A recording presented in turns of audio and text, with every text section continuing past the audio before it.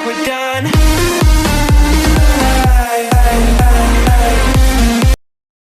Hello and welcome to Tech Chargers. और आज की क्लास में हम एक्सेल पर फॉर्मेटिंग लगाना, साथ ही कुछ कंडीशनल फॉर्मूलाज का यूज करना सीखेंगे और दो सेल्स को कैसे मर्ज करते हैं या फिर एक रो के अंदर जो सेल्स हैं उन्हें कैसे मर्ज करूंगा। कोई भी एक बड़ा सेंटेंस है जैसे कि यहाँ पर ये लिखा हुआ है how many students A and B grade, कैसे इसको एक ही सेल के अंदर लाऊंगा, ये सब हम आज सीखने वाले हैं। तो सबसे पहले हम शुरू करते हैं कंडीशनल फॉर्मेटिंग से। कंडीशनल फॉर्मेटिंग यानी कि अपने हिसाब से फॉर्मेट लगाना। ये अवेलेबल है हमारे होम बार के ऊपर स्टाइल वाले पोर्शन में।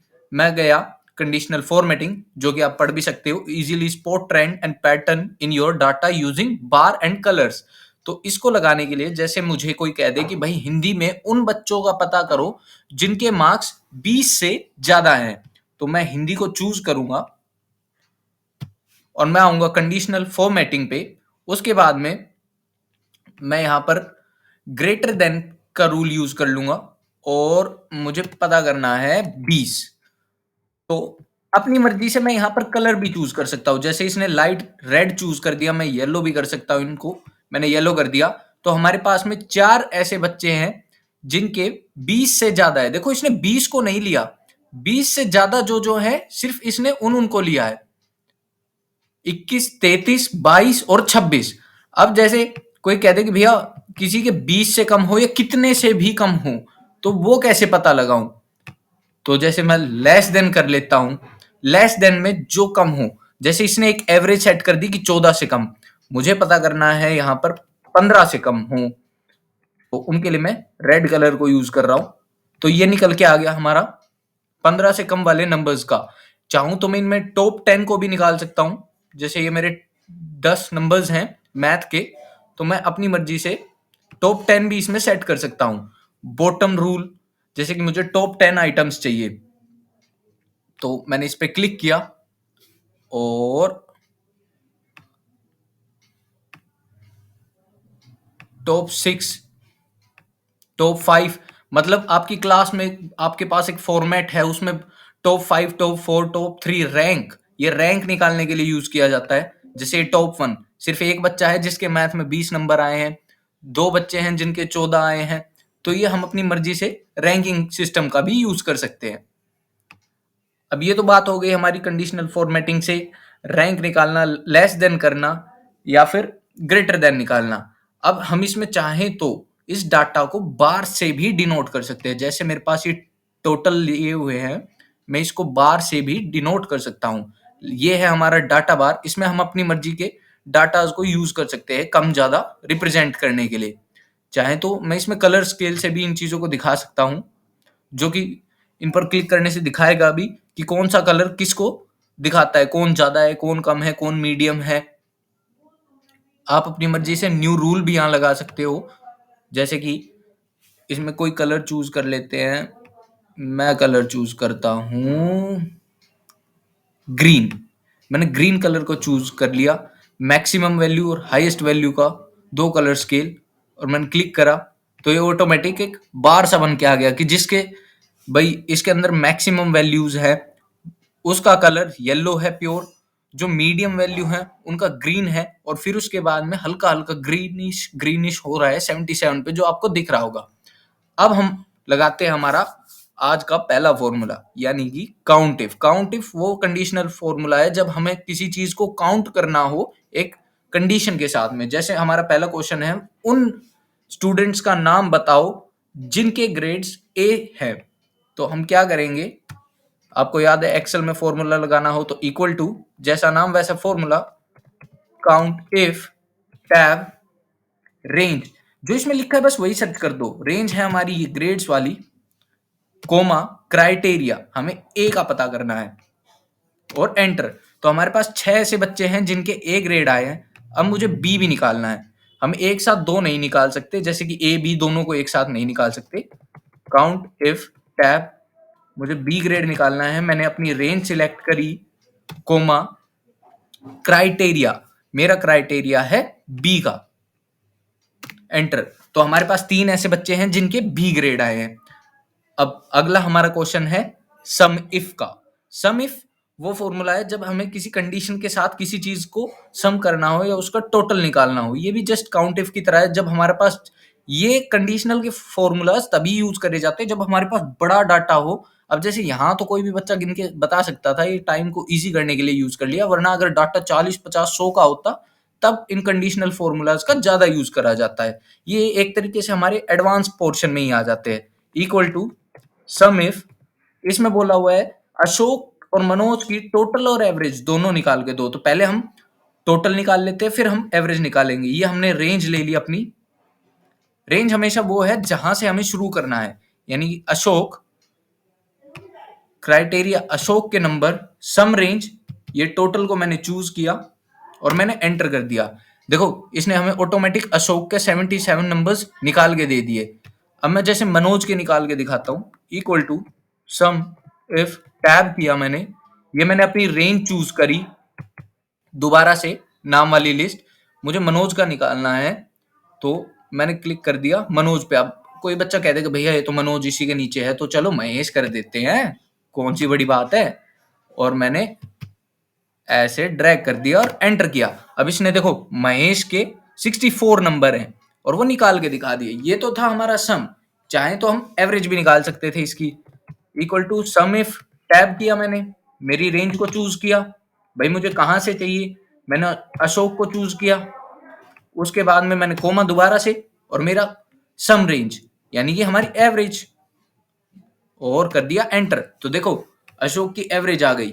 उसके बाद में अगली एवरेज किसकी निकाल के दूं, अनिल की निकाल देता हूं। सम इफ, रेंज मैंने अपनी चूज करी, यहां पर ये नाम की लिस्ट चूज करी, अनिल को चूज किया, कोमा लगाया।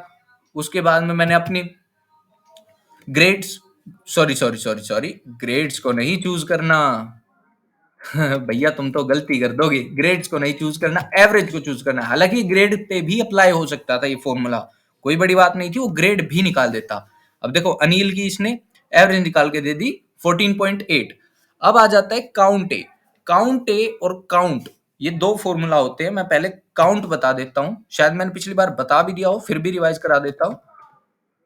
काउंट का हम तब यूज करते हैं जब हमें नंबर्स वाले कॉलम को काउंट करना हो। जैसे कि ये यहां पर दे दिया, मैं इसको थोड़ा सा लंबा कर देता हूं, ये काउंट करके दे देगा। अब इसने उन कॉलम्स को काउंट नहीं किया जिनके अंदर कोई भी नंबर या कोई भी वैल्यू नहीं लिखी थी, इसने सिर्फ उनको काउंट करके दिया। काउंट फॉर्मूला सिर्फ तभी वैल्यूएबल है जब यहां पर नंबर्स लिखे हों।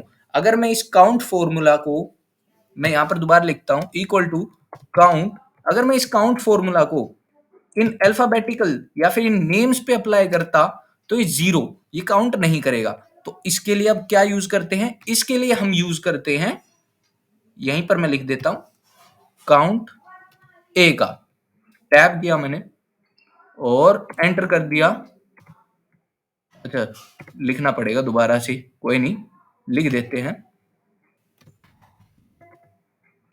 साइड वाले में लिख देते हैं, equal to count A, tab किया मैंने अपनी वैल्यू चूज करी और ये इसने यहां पर हमारे पास 10 नाम है ही, इसने गिन के बता दिया है। ठीक है। और हाँ सेम काउंट ए की तरह, और काउंट में दोनों में डिफरेंस है। लाइक काउंट सिर्फ नंबर्स वाले को काउंट करता है, जबकि काउंट ए अल्फाबेटिकल सीरीज को काउंट कर देता है। तो ये एक बेसिक सा आप भाई डिफाइन भी कर सकते हो या याद रख सकते हो, याद रखने का तरीका है। अब अगला हमारा दोबारा से काउंट इफ का फॉर्मूला है। मैं इसको इस जगह से थोड़ा सा अलग ले आता हूं, है ना, क्योंकि यहाँ बहुत ज्यादा काम हो गया। इस वाली रो पे लिख देता हूँ, इसे डिलीट कर देते हैं, काटा।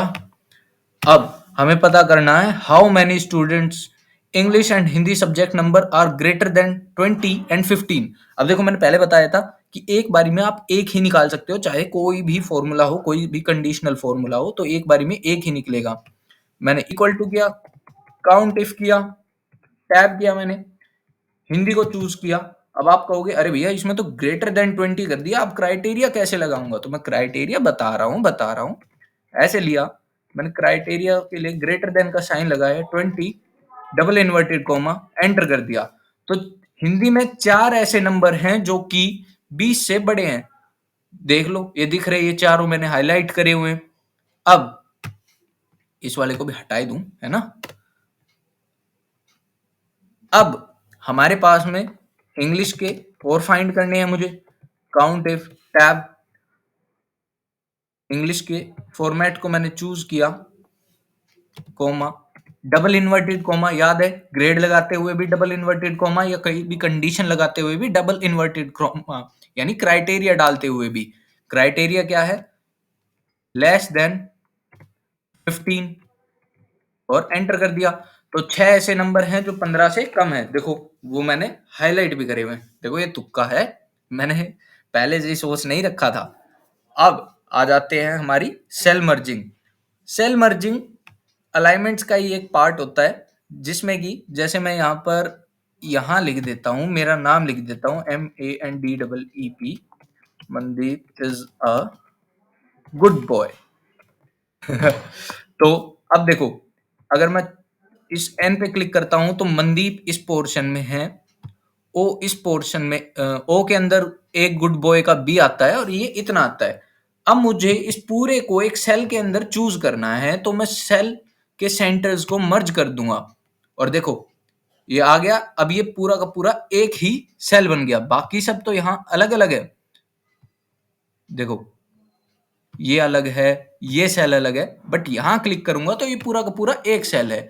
अब मैं इस पर दोबारा क्लिक करूंगा तो ये फिर से टुकड़ों में बट जाएगा, यानी कि ये पोर्शन एक है, ये पोर्शन एक है, और ये पोर्शन एक है। तो ये होता है हमारा सेल मर्जिंग।